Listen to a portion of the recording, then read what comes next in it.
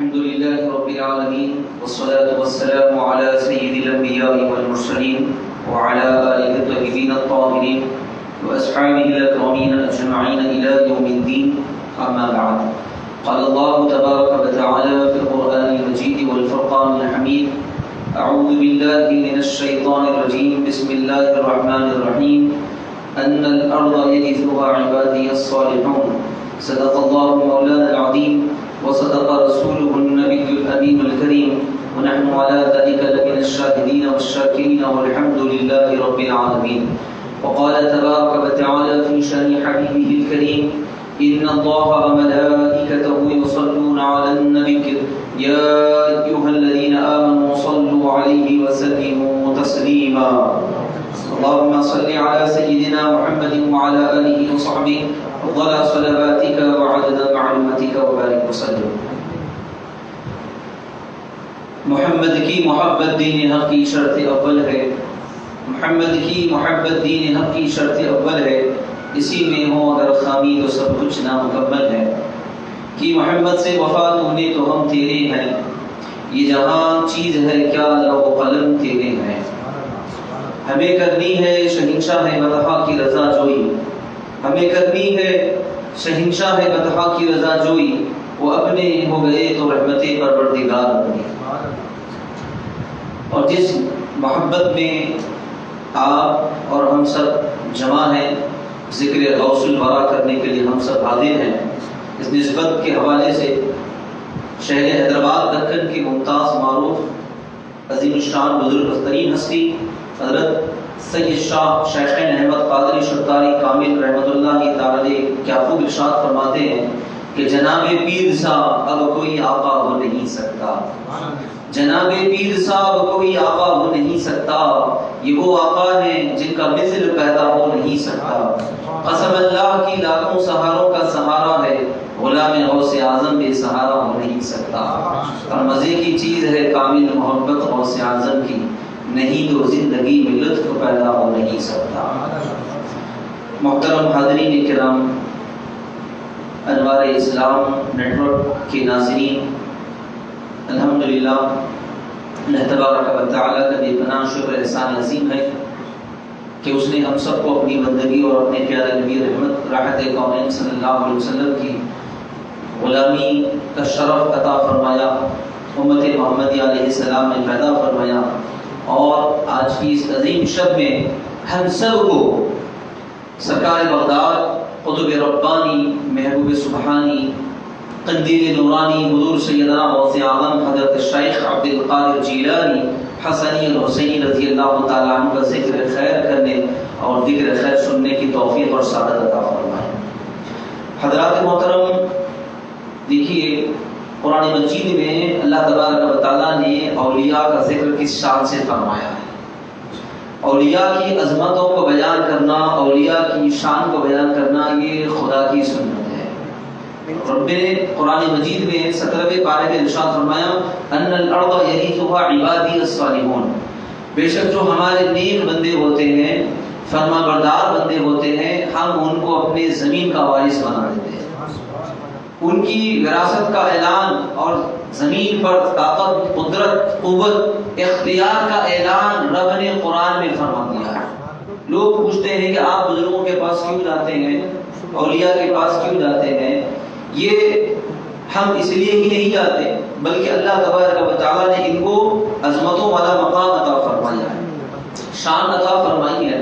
اور کل قیامت کے دن بھی اللہ رب کریم ان کی عظمتوں کو ساری مخلوقات پر ظاہر فرمائے گا. ان کی عظمت و شان آج بھی موجود ہے. آج بھی ان کی عظمتوں کے ڈنکے کائنات عالم میں بجتے ہیں.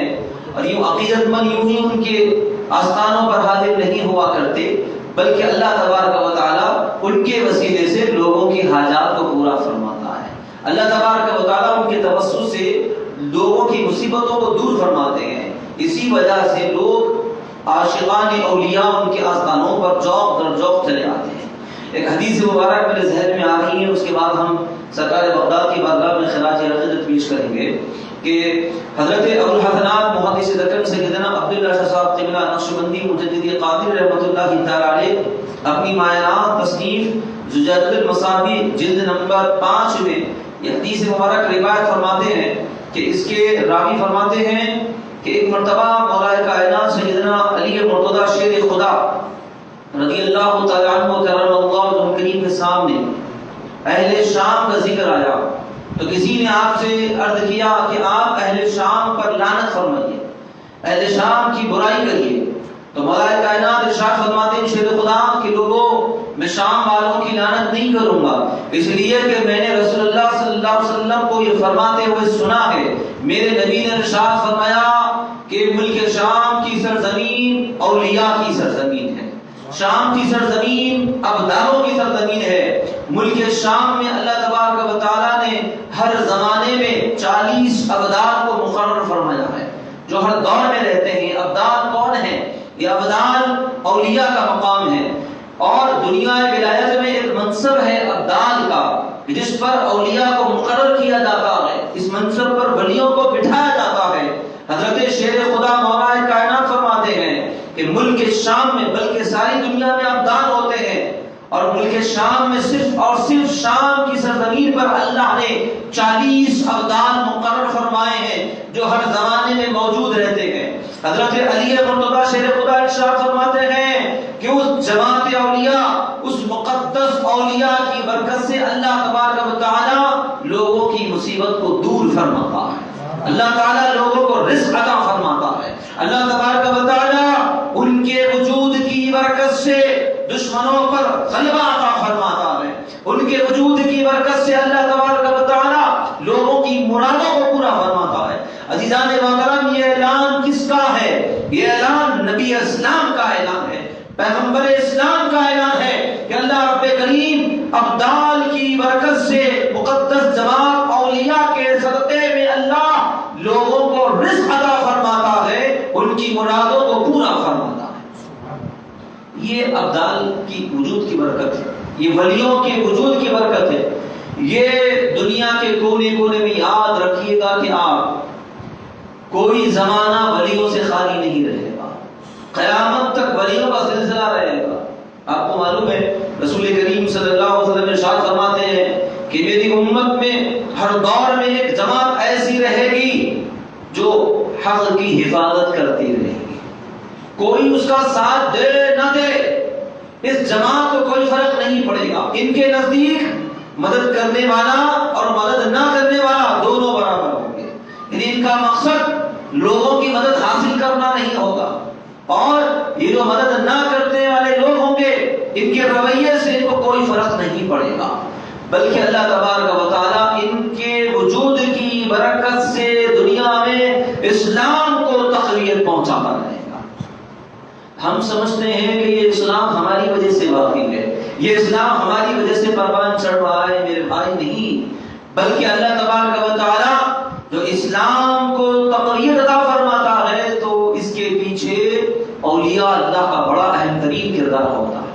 ان کی وجود کی برکتیں اس میں شامل ہوتی ہیں، ان کی موجودگی کی برکتیں اس میں شامل ہوتی ہیں. لوگوں کو معلوم ہی نہیں ہے، حدیث پڑھتے ہیں اور حدیث پر عمل کا دعویٰ کرتے ہیں، حدیث کی طرف دعوت دینے کی بات کرتے ہیں، لیکن ان کو یہ حدیثیں سمجھ نہیں آتی، ان کو یہ حدیث مبارک سنانے کی توفیق نہیں ہوتی.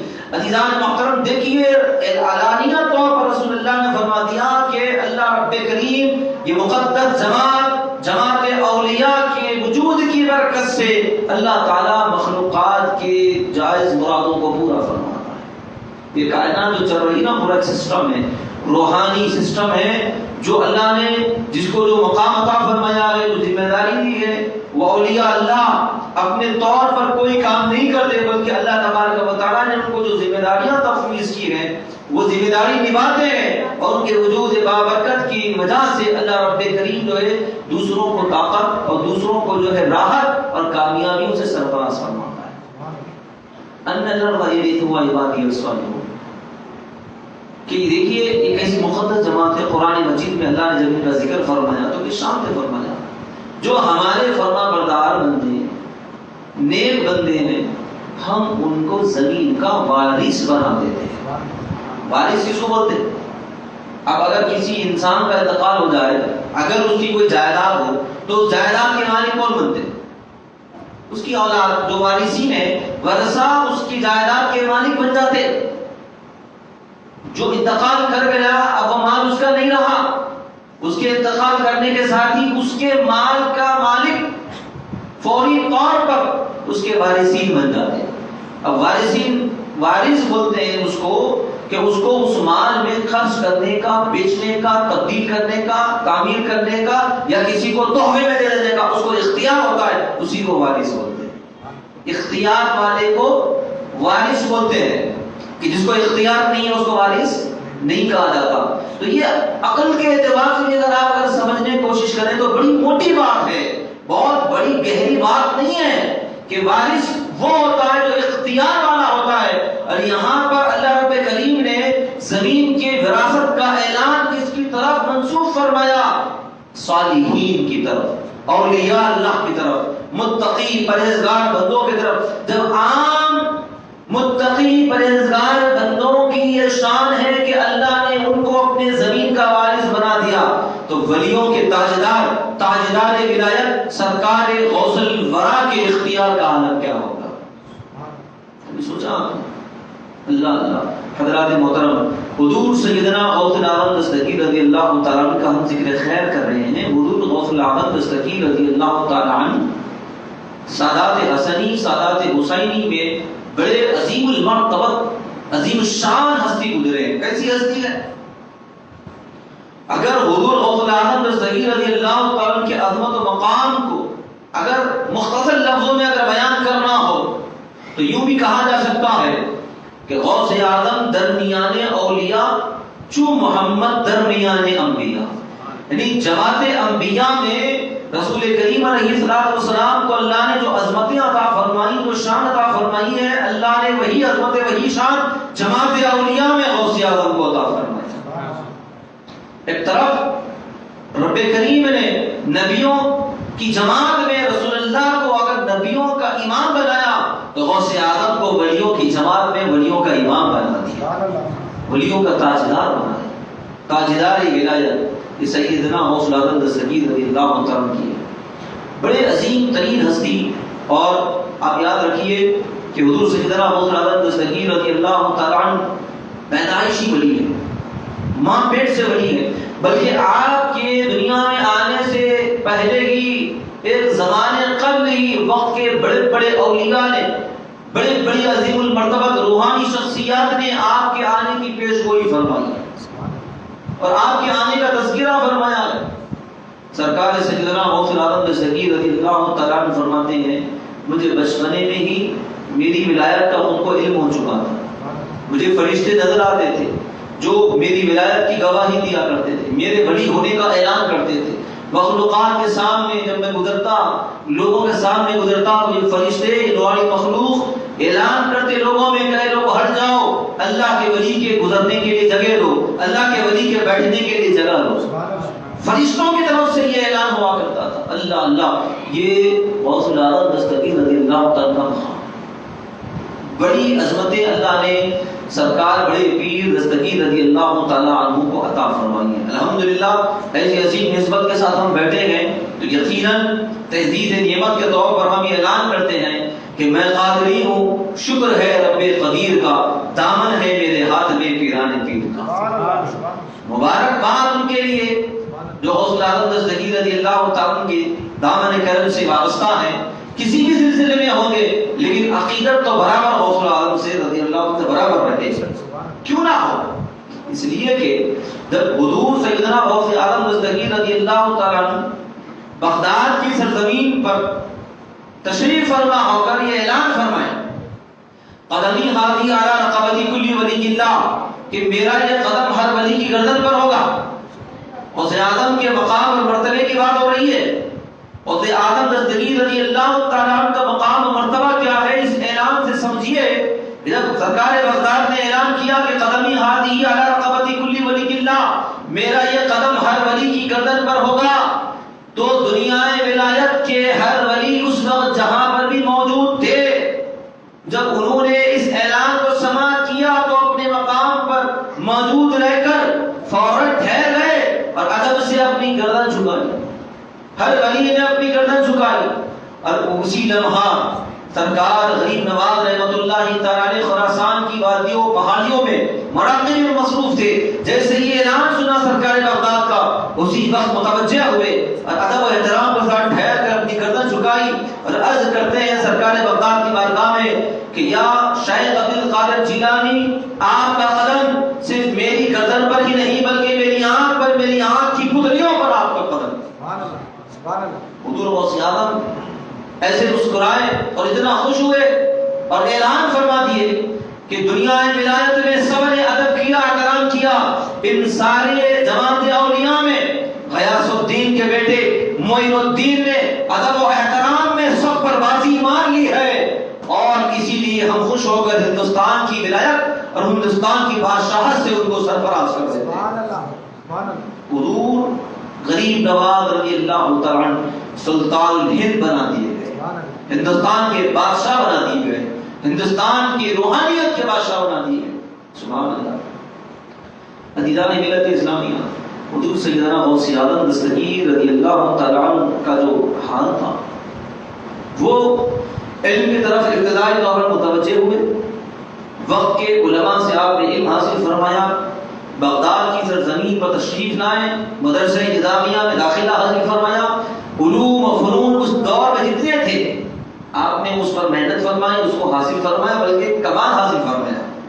پھر اس کے بعد روحانیت کی طرف توجہ فرمائے، شیخ کامل کی تلاش میں تھے، شیخ حماد کی صحبت اختیار فرمائے. ایک عرصہ حضرت شیخ حماد کی صحبت میں گزارا.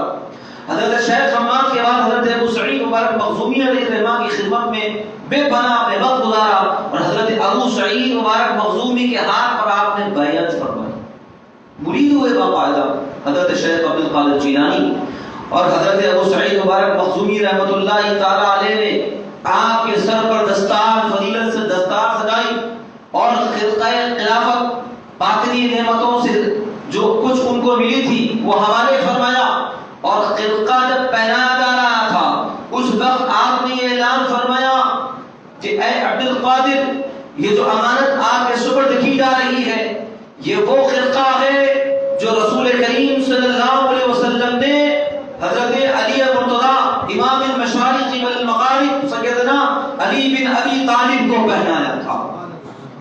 پھر انہوں نے اپنے بعد والوں کو پہنایا. یہ سلسلہ قرن بعد قرن، نسل در نسل یہ خلقہ نعمت چلتا رہا اور یہ ہم تک پہنچا. اب یہ خلقہ نعمت، اب اس کے ذمہ دار آپ ہیں، اب یہ نعمت آپ کے حوالے کی جاتی ہے. چنانچہ آپ کو وہ خلقہ پہنچا دیا گیا. حضرات گرامی، شیخ عبد القادر جیلانی سیدنا غوث اعظم دستگیر بڑے پیر سرکار رحمۃ اللہ تعالی ابتدائی زمانے میں قریباً بعض روایتوں میں آتا ہے کہ 20 سال، بعض میں آتا ہے 33 سال آپ اپنے مدرسے میں جو آپ کے شیخ کا ادارہ تھا اس میں درس و تدریس میں مصروف ہو گئے.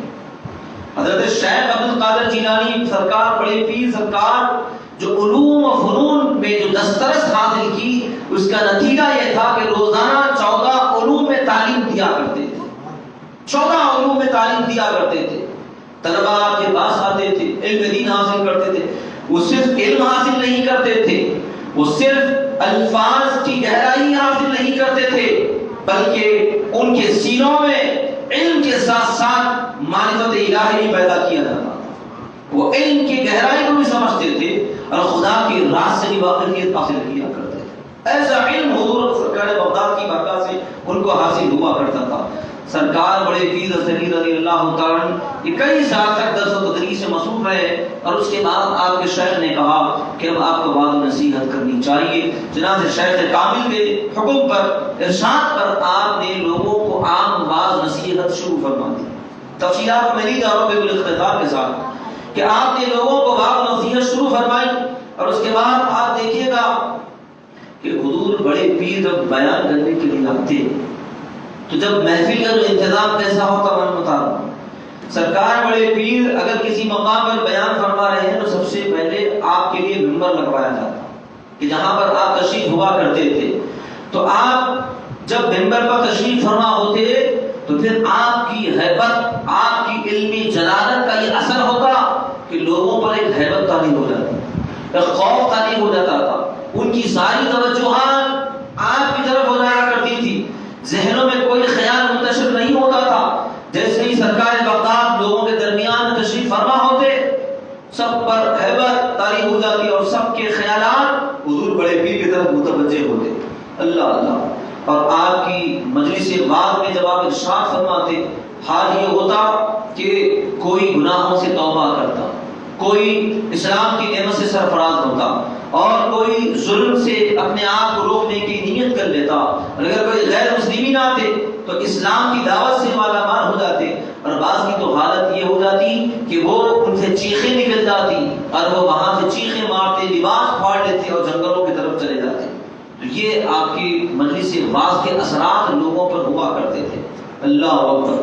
مشہور ہے کہ آپ کی مجلس وعظ میں تمام اولیاء، اور بعض روایتوں میں آتا ہے، اس روایت کو شیخ محقق حضرت شیخ عبدالحق محدث دہلوی نے اخبار الاخیار میں لکھا، بارہا دیکھا گیا کہ حضرت غوث العالم کی مجلس وعظ میں جہاں اولیاء حاضر ہوا کرتے تھے وہیں پر انبیاء کرام بھی تشریف لایا کرتے تھے، اپنی موجودگی کا شرف حاضرین کو بخشا کرتے تھے۔ وہ اولیاء جو اس وقت بقید حیات تھے وہ بھی آتے، اور جو اس وقت دنیا سے رخصت ہو چکے تھے وہ بھی حاضر ہوا کرتے تھے، اپنی روحوں کے ساتھ موجود ہوا کرتے۔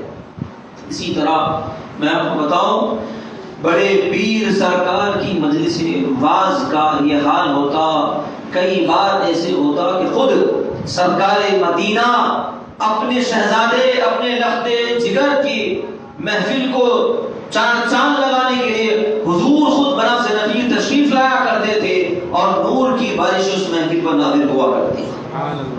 سبحان اللہ۔ حضرات کرام قدر، یہ حضرت سیدنا غوث العالم دستگیر رضی اللہ تعالیٰ کی مجلس وعظ کی برکتیں بتا رہا ہوں میں۔ ایسے ایسے مقدس ترین جلیل القدر ہستیاں تشریف لایا کرتے تھے سرکار بغداد کی مجلس وعظ میں۔ حضرات گرامی، اب آپ دیکھیے سرکار بغداد رضی اللہ تعالیٰ کی جو تعلیمات ہیں، آپ لوگوں کے سامنے بات نصیحت فرما رہے ہیں، تو آپ کی تعلیمات کے حوالے سے میں جو کچھ عرض کرنا چاہتا ہوں وہ یہ کہ آپ فرماتے ہیں، آپ نے لکھا اپنی تصانیف میں، آپ کے وعظ و نصیحت کی تحریرات میں ملتا ہے، آپ نے لوگوں کو نصیحت فرمائی اور لوگوں کو بتایا کہ لوگوں اپنے دین کی حفاظت کرو، اپنے ایمان کی حفاظت کرو، اپنے اسلام کی حفاظت کرو، اور یاد رکھو اگر غفلت برتو گے تو تمہارا دین تم سے رخصت ہوگا، تمہارا اسلام کمزور ہوگا، تمہارا ایمان کمزور ہوگا۔ اور کیوں ہوتا ہے یہ ایمان کمزور؟ اس کی وجوہات آپ نے بیان فرمائی تاکہ لوگوں کو پتا چلے کہ کس وجہ سے یہ ایمان کمزور ہوتا ہے۔ آپ ارشاد فرماتے ہیں دین کی بربادی 4 چیزوں کی وجہ سے، کتنی وجہ سے؟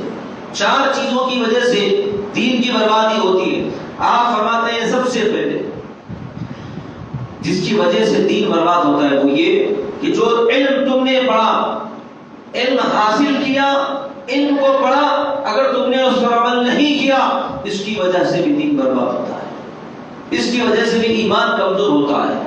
تو لہذا یاد رکھو جو معلومات حاصل ہم کرتے ہیں وہ معلومات، وہ علم جو حاصل کیا جاتا ہے وہ ایسے ہی نہیں بلکہ عمل کے لیے ہوتا ہے۔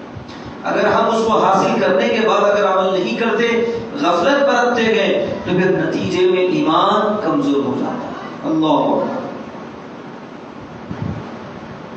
لہذا علم کی دولت کی قدر کی جائے۔ علم کی قدر اسی میں ہے کہ جتنا علم میسر ہے، جتنا علم حاصل کیا ہے، فوری اس پر عمل شروع کر دیا جائے۔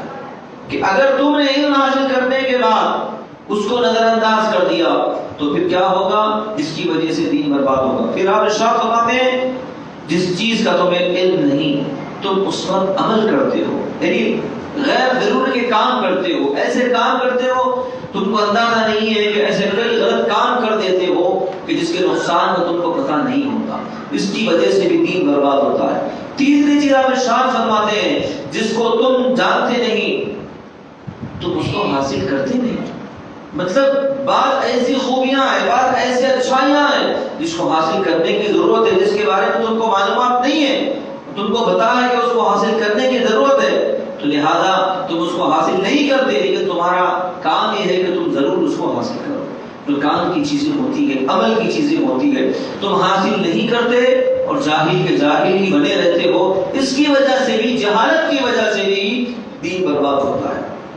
ارشاد فرماتے ہیں جو علم نہیں رکھتے، جو لوگ علم نہیں رکھتے، ان تک علم کو پہنچایا جانا چاہیے، ان تک علم کو عام کرنا چاہیے، بجائے اس کے کہ تم علم پہنچانے کے تم ان کو علم حاصل کرنے سے روکتے ہو. یہ چیز بھی تمہارے دین کی بربادی کا ذریعہ ہے. لہذا تمہارا کام کیا ہے؟ جو لوگ علم حاصل نہیں کر رہے ان کو بھی کیا کرنا ہے؟ علم سے جوڑنا ہے. یہ چیز بڑی اہم ہے دور حاضر میں. ہم کو علم حاصل کرنا ہے، علم پر عمل کرنا ہے، اور پھر جتنا علم میسر آئے اس پر عمل کرنا ہے، اور جو لوگ علم سے دور ہیں ان کو بھی علم سے جوڑنا ہے. سرکار مقام ارشاد فرماتے ہیں لوگوں یاد رکھو اولیاء اللہ کے پاس جب جاؤ تو پھر ادب سے جاؤ، صالحین کے پاس جاؤ ادب کا دامن تھام کے رہو. اس لیے کہ اولیاء اللہ کے دل جو ہوتے ہیں یہ علم کا خزانہ ہے. ان کی جو بارگاہیں ہیں یہ علم کا خزانہ ہے. میں آپ کو تفصیل دے دیا کہ حدیث مبارک کے حوالے سے کہ اللہ تبارک و تعالی جماعت اولیاء کے وجود کی برکت سے لوگوں کو نعمتوں سے سرفراز فرماتے ہیں. تو جب اولیاء اللہ کی بارگاہ میں جائیں تو پھر وہ جو ان کے دل علوم کے خزانے ہیں تو پھر وہ خزانے میں سے بھی کچھ برکتیں حاصل کرنے کی کوشش کریں. آپ ارشاد فرماتے ہیں کہ یاد رکھو اے لوگوں، یہ جو اولیاء اللہ ہوتے ہیں یہ اولیاء اللہ لوگوں کو یعنی مخلوق کو خالق سے جوڑنے کے لیے آتے ہیں. ان کی زندگیوں کو دیکھو، ان کی زندگیوں پر عمل کرو، ان کی پیروی کرو، صالحین کی پیروی کرو. صالحین کی پیروی، نبیوں کی پیروی بندے کو خدا کا قرب عطا فرماتی ہے. پیران پیر ارشاد فرماتے ہیں نبیوں کی پیروی، صالحین یعنی اولیاء اللہ کی اطاعت بندے کو خدا کا قرب عطا فرماتی ہے. تو یہ تو بزرگان دین کے صدقے میں اللہ کا قرب نصیب ہوتا ہے. تو یاد رکھو ان کی محبت خدا کا قرب عطا فرماتی ہے. تو پھر ان کے مشن پر عمل کریں گے، ان کے نقش قدم پر چلیں گے تو پھر اللہ تبارک و تعالیٰ کیا نہیں عطا فرماتا. حضرات محترم اسی طریقے سے آپ ارشاد فرماتے ہیں کہ لوگوں جاہلوں کی صحبت اختیار نہ کرو، اس لیے کہ بے دین کی صحبت تم کو بے دین بنا دیتی ہے، جاہل کی صحبت تم کو جاہل بنا دیتی ہے. سرکار سیدنا حضور غوث اعظم دستگیر ارشاد فرماتے ہیں کہ تم پر لازم ہے کہ تم اپنے آپ کو جاہلوں کی صحبت سے بچائے رکھو، بروں کی صحبت سے بچائے رکھو، غلط لوگوں کی صحبت سے بچائے رکھو. اس لیے کہ تم کو معلوم ہے کہ ان کی صحبت تمہیں مصیبت میں مبتلا کر دے گی، ان کی صحبت تم کو پریشانی میں مبتلا کر دے گی. وہ مصیبت دنیا کی بھی مصیبت ہوگی، وہ مصیبت قبر کی مصیبت بھی ہوگی، اور وہ مصیبت آخرت کی مصیبت بھی ہوگی. اللہ اکبر. حضرات گرامی قدر آپ ارشاد فرماتے ہیں کہ یاد رکھو زندگی کو غنیمت سمجھو، خیر کا دروازہ کھلا ہے، زندگی کو غنیمت سمجھو. یہ خیر کا دروازہ کیا ہے؟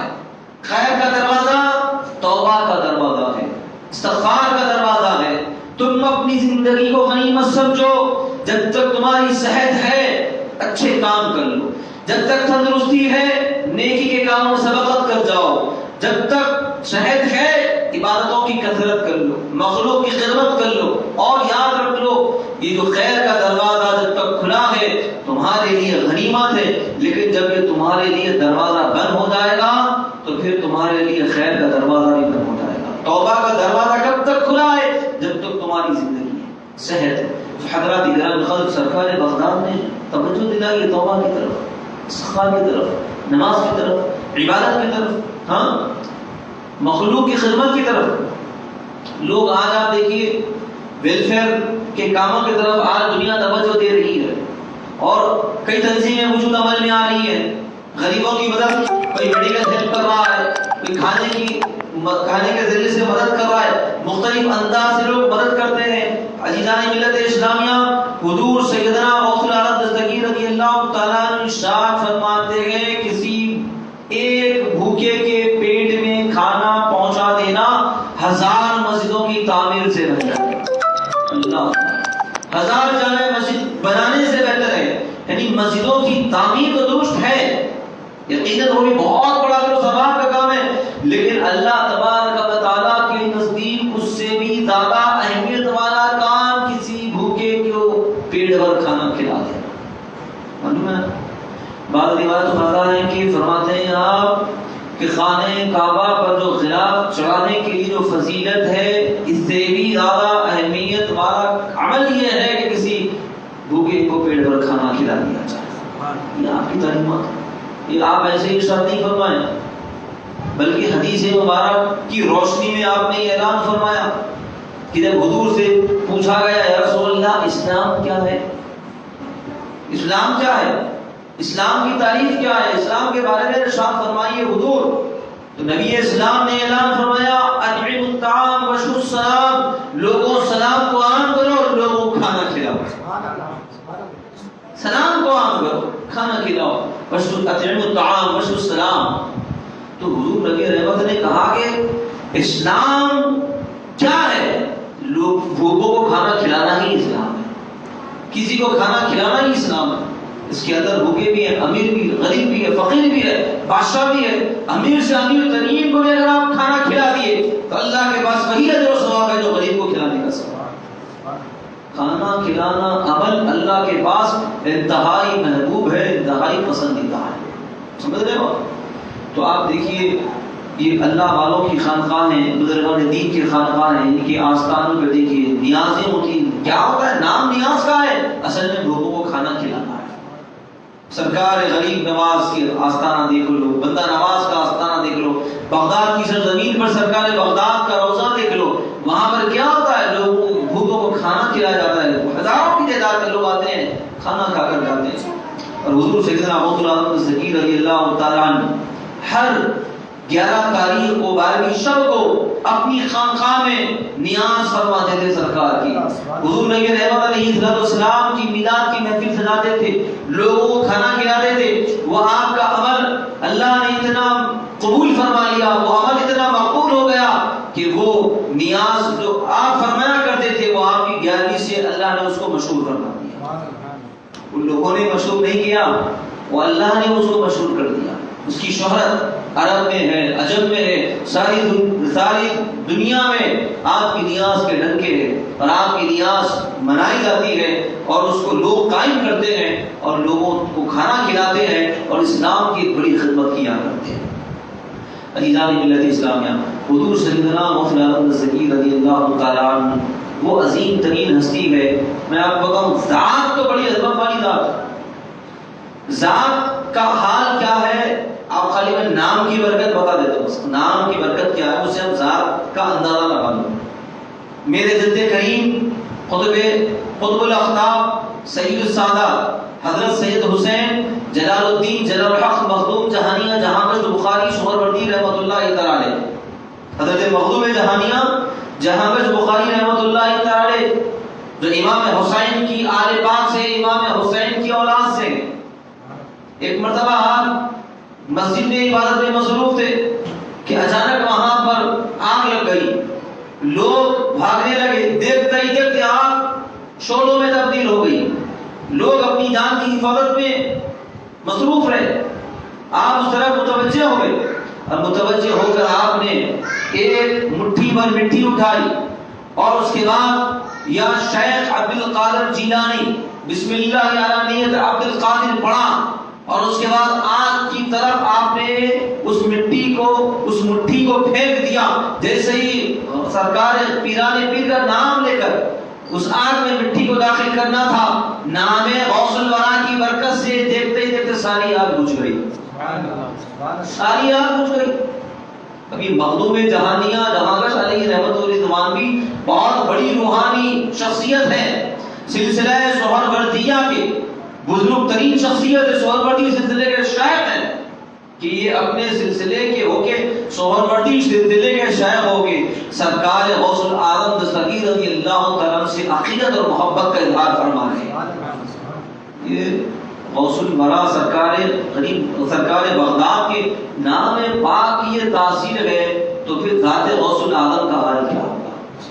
عزیزان ملت اسلامیہ، حضور سیدنا غوث العالم دستگیر رضی اللہ تعالیٰ عنہ کا بڑا مقام ہے. اور یاد رکھیے گا کہ مرتبہ یوں ہوا کہ آپ نے بلکہ وصال مبارک سے کچھ ایام قبل اپنے خادم خاص کو کہا کہ میرے لیے بازار سے قیمتی کپڑا خرید کر لاؤ، اور یاد رکھ لو ایک اشرفی فی گز، ایک اشرفی فی گز وہ کپڑا ہونا چاہیے، نہ اس سے کم نہ اس سے زیادہ۔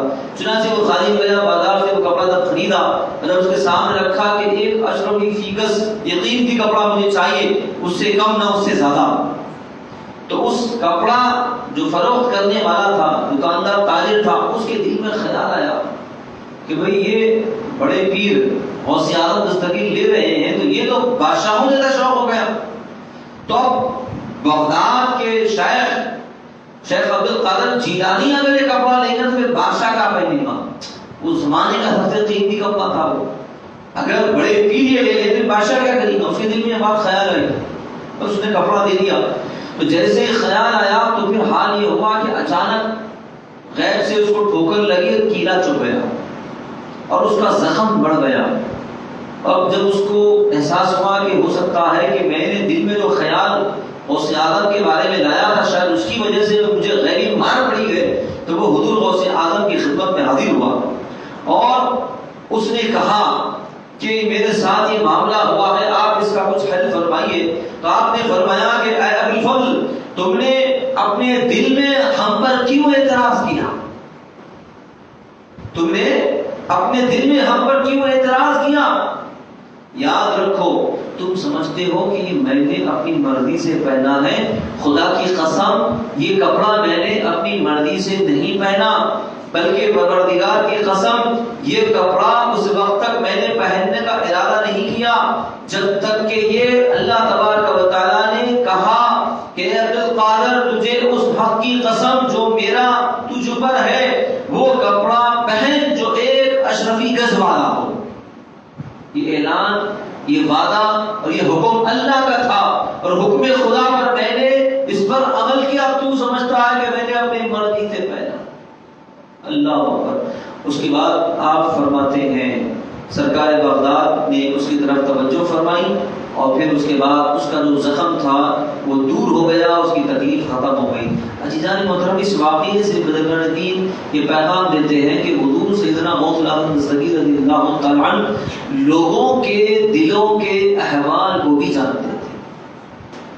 دل و دماغ میں کس کے کیا چل رہا ہے وہ موجود نہیں ہے، وہ کسی اور مقام پر بیٹھا ہوا ہے، اور حضور غوث اعظم کے بارے میں دل میں کچھ بات آ گئی تو حضور غوث اعظم کو اس کا بھی پتہ چل رہا ہے۔ یہ اللہ نے آپ کو مقام بلند عطا فرمایا، سبحان اللہ۔ عزیزان ملت اسلامیہ، حضور سیدنا غوث الاعظم دستگیر رضی اللہ تعالیٰ عنہ بے پناہ دین کے لیے محنت فرمائے، اور آپ یاد رکھیے کہ آپ کی جو محنتیں ہیں اسلام کی سربلندی کے لیے، ایسے دور میں آپ تشریف لے آئے کہ اس دور میں ہر جگہ انتشار تھا اور خانہ جنگی کا حال تھا عالم اسلام کا، اور لوگ بے چین تھے، حق کی تلاش میں سرگرداں تھے۔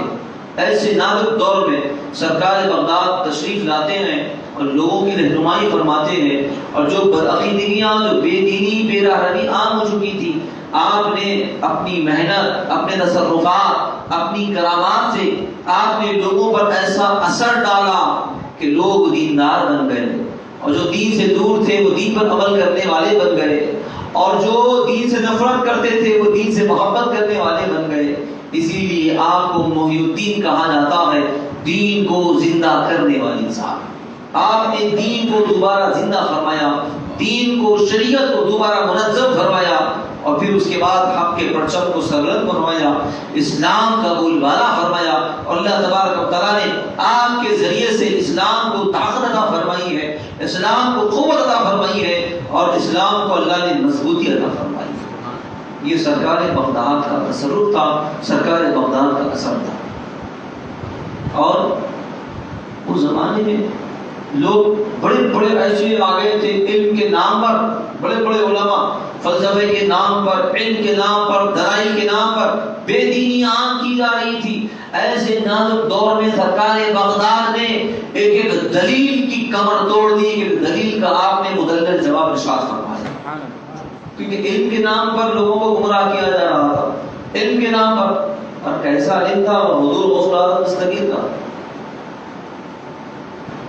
سرکار بغداد کی مجلس میں وہ زمانے کے کچھ علماء تھے. اب آیا خیال، کسی کے دل میں خیال پیدا ہوا کہ چلو شیخ عبد القادر جیلانی کے علم کو آزماتے ہیں. بڑے پیر کے علم کو آزمانے کے لیے کچھ علماء تیار ہوئے. آج ہم ان کے علم کو جانچیں گے. بڑے پیر کو جانچ سکتے ہیں کوئی؟ بڑے پیر کو جانچنے کے لیے تو ایک مجلس میں آ کے بیٹھے، سرکار بغداد کی خدمت میں بیٹھے. حضور سرکار بغداد پیرانی پیر نے ایک آیت کی تلاوت فرمائی.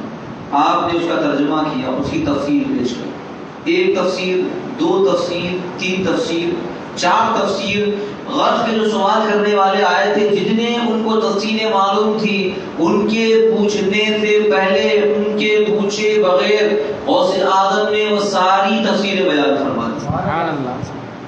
صرف اتنی ہی نہیں بلکہ آپ اس کے بعد کی تفسیروں کا سلسلے کو بیان کو جاری رکھا. ایک آیت کی غوث اعظم نے 40 تفسیریں بیان فرمائی. جب 40 تفسیریں بیان ہو گئی تو یہ جو لوگ جو آئے تھے جانچنے کے لیے، اس کے بعد حضور غوث اعظم نے ان کی طرف نظر نگاہ ڈالی، ان کا سارا علم ختم ہو گیا، سارا علم سلب کر لیا گیا. وہ حیران. اس کے بعد وہ شرمندہ ہو گئے. پھر اس کے بعد سرکار بغداد نے ان پر کرم فرمایا. پھر ایک نگاہ رحمت ڈالی. دوبارہ جتنا علم ان کے پاس موجود تھا مزید وہ علم جو ہے پہلے سے بہتر طریقے سے ان کو عطا کر دیا گیا. یہ حضور غوث اعظم رضی اللہ تعالیٰ عنہ کا علم تھا، کمال تھا کہ آپ علم میں بھی جو ہے باکمال اللہ نے آپ کو بنایا تھا. یہ ایسی عظیم المرتبہ ہستی ہے. عزیزان ملت اسلامیہ، حضور سیدنا محترم رسول اللہ تعالیٰ نے دین کے لیے، شریعت کے لیے بے پناہ محنتیں فرمائیں، مجاہدے فرمائے، لوگوں کو پیغام دیا کہ لوگوں، میں پہلے بچپن سے جانتا تھا کہ میں اللہ کا ولی ہوں، لیکن دیکھو میں نے نانا جان کے دین کے لیے، اسلام کے لیے جو محنتیں فرمائی. حضور غوث اعظم دستگیر رضی اللہ تعالیٰ عنہ اسلام کی نشر و اشاعت کے لیے بھوک برداشت کر رہے ہیں، فاقے برداشت کر رہے ہیں، مصیبتوں کو گلے لگا رہے ہیں. اپنی ضعیف والدہ ماجدہ کی جدائی آپ نے گوارا فرمائی ہے، علم کا سفر فرمایا ہے، مشقتوں کو اختیار کیا ہے. کیسی کیسی مصیبتیں آپ پر آئی ہیں. آپ خود ارشاد فرماتے ہیں جو مصیبتیں مجھ پر آئی ہے، محنتیں جو میں نے کی ہیں، اگر یہ مصیبتیں پہاڑ پر بھی اگر نازل ہوں تو پہاڑ بھی ریزہ ریزہ ہو جائے. لیکن غوث اعظم دستگیر رضی اللہ تعالیٰ عنہ مصیبتوں سے نہیں ڈرے. مصیبتوں کی وجہ سے آپ نہیں گھبرائے، بلکہ مصیبتیں آتی رہی. سرکار غوث اعظم دستگیر رضی اللہ تعالیٰ ہر مصیبت کے سامنے پہاڑ بن کر ڈٹے رہے اور مصیبتیں ہمت ہار کر چلی گئی. سرکار غوث اعظم دستگیر رضی اللہ تعالیٰ عنہ نے دین کو زندہ کیا، اسلام کو مضبوط کیا اور لوگوں کے اندر ایمانی حرارت کو پیدا فرمایا، لوگوں کے اندر دین پر عمل کرنے کا جذبہ پیدا فرمایا، لوگوں کے اندر دین پر مٹنے کا جذبہ فرمایا.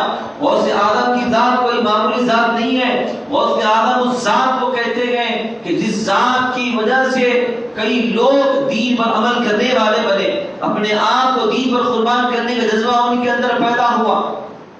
اور یاد رکھو اے مسلمانوں، حضور سیدنا غوث اعظم دستگیر رضی اللہ تعالیٰ عنہ یہ عظیم کوئی مرتبہ ہستی ہے کہ ان کی ٹھوکر، ان کی منظوری کے بغیر اللہ تبارک و تعالیٰ کسی کو ولایت ہی عطا نہیں فرماتا، کسی کو ولی ہی نہیں بناتا. ان کی منظوری کے بغیر کوئی ولی نہیں بنتا. تو پھر یاد رکھو ہمارے معاملات سب ان سے وابستہ ہے، سب ان سے جڑے ہوئے ہیں. لہذا غوث اعظم رضی اللہ تعالیٰ عنہ کی نصیب محبت اپنے دل میں ہمیشہ ہمیشہ قائم دائم رکھیں، بلکہ غوث اعظم کی مشن پر بھی عمل کریں. غوث اعظم نے محنت فرمائی ہے، آپ نے مقابلہ کیا. اہل سنت کو جب کمزور کر دیا گیا تو غوث اعظم نے سواد اعظم اہل سنت و جماعت کی حفاظت فرمائی ہے. آپ نے خارجیوں، ناصبیوں، رافضیوں دور کے جتنے گمراہ فرقے تھے، غوث اعظم نے اپنے علم کی بنیاد پر، اپنی کرامتوں کی بنیاد پر، اپنے محنتوں، مجاہدوں، مشقتوں کی بنیاد پر گمراہ فرقوں کو کچل کر رکھ دیا تھا. ان کی کمریں توڑ دی غوث اعظم نے، محنت فرمائی پیرانے پیر نے، اور لوگوں کی ایمان و عقیدے کی حفاظت فرمائی اور ان کو دیندار بنایا اور ان کے ایمان کی حفاظت کا انتظام فرمایا. کہ لوگوں آج ہم غوث اعظم کے ماننے والے ہیں تو ہمارا یہ کام ہے کہ غوث اعظم رضی اللہ تعالیٰ کے اس پہلو کو نظر انداز نہ کریں کہ غوث اعظم نے اہل سنت و جماعت کی بھی حفاظت فرما۔ آج ہم اہل سنت سے کی نشر و اشاعت اس کی حفاظت کے حوالے سے غفلت میں ہے، لہذا اس غفلت کے ماحول سے نکلیے۔ غوث اعظم سے اگر سچی محبت ہے تو غوث اعظم جیسے اعمال بھی اختیار کریں۔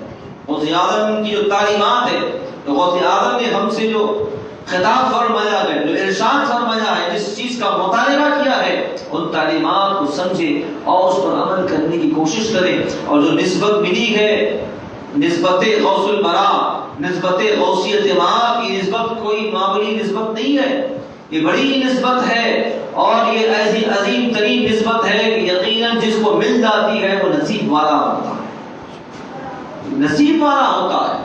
یہ ایسی عظیم المرتبہ ہستی ہے کہ جن کی مجلسوں میں انبیاء تشریف لا رہے ہیں، اولیاء تشریف لا رہے ہیں، وقت کے بڑے بڑے شخصیات تشریف لا رہے ہیں۔ سرکار مدینہ صلی اللہ علیہ وسلم بارہا غوثیت مآب کی مجلس میں تشریف لا کر سارے حاضرین کو شرف بخش رہے ہیں اور ان کو نور کی بارشوں سے مالا مال فرما رہے ہیں۔ ایسی عظیم ترین ہستی سرکار غوث البرا کی ہستی ہے۔ عزیزان محترم، دیکھیے محی الدین آپ کا لقب ہے، اس سے پتہ کیا چل رہا ہے، سرکار غوث اعظم نے دین کے لیے بڑی محنت فرمائی ہے، اہل سنت کے لیے بڑی محنت فرمائی ہے۔ اور آپ نے غنیت الطالبین میں گمراہ فرقوں کی ساری تفصیل لکھی ہے، لوگوں کو بتایا ایمان و عقیدے کی اہمیت آپ نے ظاہر فرمائی ہے۔ اپنی تصانیف میں آپ نے ایمان و عقیدے کی اہمیت پر بھی لوگوں کو ابھارا ہے۔ تو دور حاضر جو فتنوں کا دور چل رہا ہے، ایسے پرفتن ماحول میں ہم سب کی ذمہ داری ہے، اگر ہم کامیاب و کامران ہونا چاہتے ہیں تو یقیناً یاد رکھیے، جب تک ہمارا اولیاء سے تعلق نہیں ہوگا، جب تک ہم روحانیت کے میدان میں نہیں آئیں گے اور روحانیت کو اختیار نہیں کریں گے، روحانیت کے سسٹم سے نہیں جڑیں گے، کامیاب و کامران ہرگز نہیں ہو سکتے۔ کامیابی اگر چاہتے ہیں، کامرانی اگر چاہتے ہیں تو پھر ان اللہ والوں کی محبت اپنے اندر پیدا کریں اور ان اللہ والوں کے نقش قدم پر چلیں اور ان کے مشن کو عام کرنے کی کوشش کریں، اور انہوں نے جو تعلیمات ہم کو عطا فرمائی ہے ان تعلیمات کی حفاظت کریں اور اس پر عمل کرنے کی کوشش کریں۔ مددگار غریباں غوث اعظم، فدا تم پہ میری جاں غوث اعظم، نبی کے لخت دل زہرا کے پیارے، علی کے راہ تیزاں غوث اعظم، گرفتار بلا خستہ رضی ہے، ہر ایک مشکل ہو آسان غوث اعظم۔ اللہ تبارک و تعالی ہم سب کو حضور سیدنا غوث اعظم دستگیر رضی اللہ تعالیٰ عنہ کی سچی کامل محبت نصیب فرمائے اور سرکار غوث اعظم دستگیر رضی اللہ تعالیٰ عنہ کے تعلیمات پر عمل کرنے اور آپ کے تعلیمات کو عام کرنے کی ہم سب کو توفیق عطا فرمائے۔ اے الہ العالمین، اس محفل کو منعقد کرنے میں، اس کو نشر کرنے میں جن احباب نے بھی حصہ لیا ہے، دام درمی سخن بدنے، اے میرے مولا ان سب کی خدمتوں کو قبول فرما، ان سب کو دین و دنیا کی اعلیٰ نعمتوں سے سرفراز فرما۔ اس محفل میں جتنے جڑے ہوئے ہیں میرے مولا اس وقت حاضر ہیں، جہاں جہاں تک ہماری آواز پہنچ رہی ہے، جہاں جہاں سے لوگ دیکھ کر اس محفل کو میرے مولا اس میں حصہ لیے ہیں، حاضر ہیں، شریک ہیں میرے مولا، اس طریقے سے ہم سب آج سرکار غوث اعظم کی محبت میں جمع ہوئے ہیں میرے مولا۔ کل حشر کا دن ہوگا، سورج سوا نیزے کی بلندی پر ہوگا، نفس نفسی کا عالم ہوگا، ایسے نازک موقع پر میرے مولا ہم سب کو حضور غوث اعظم کے قدموں میں ہمارا حشر فرما، سرکار غوث اعظم کے قدموں میں ہمارا حشر فرما میرے مولا۔ جتنے بھی میرے مولا اس وقت مصیبت زیادہ لوگ ہیں ان سب کی مصیبتوں کو دور فرما، جتنے پریشان ہمارے ان سب کی پریشانی کو دور فرما۔ اس مقام اس مسجد کے اطراف و اکناف میں دور دور تک جتنے گھر ہیں میرے مولا، جتنے بھی میرے مولا ہمارے بھائی بہنیں مائیں میرے مولا اس سرکار غوث اعظم بڑے پیر کو ذکر کو عقیدت محبت سے سن رہے ہیں، اے الہ العالمین میرے مولا اس ذکر کی برکت سے ان کے گھروں پر رحمتوں برکتوں پر نزول فرما میرے مولا، ان کی مصیبتوں کو دور فرما، ان کی پریشانی کو دور فرما۔ اس محلے میں میرے مولا خاص فضل و کرم کا معاملہ فرما، یہاں سے برائیوں کا خاتمہ فرما، سب کو نیک اور ایک بنا، سب کو نمازوں کا پابند بنا، حضور پاک صلی اللہ علیہ وسلم کو سچا عاشق اور سچا دیوانہ بنا، اولیاء کرام بزرگان دین کا ادب و احترام کرنے والا بنا۔ اے الہ العالمین میرے مولا ہم سب کو دین و دنیا کی اعلیٰ نعمتوں سے سرفراز فرما، سرکار مدینہ صلی اللہ علیہ وسلم کی سچی کامل محبت نصیب فرما، جو مانگا ہے وہ بھی عطا فرما، جو مانگنے سے رہ گیا ہے آپ بہتر جانتے ہیں، قوم کس حال سے گزر رہا ہے، سب کی مصیبتوں کو دور فرما، سب کی پریشانی کو دور فرما۔ ربنا تقبل منا انک أنت السميع العليم وتب علينا إنك أنت التواب الرحيم بجاه حبيبك سيد المرسلين وصلى الله تعالى على خير خلق محمد وآله وأصحابه وأهل بيته أجمعين والحمد لله رب العالمين.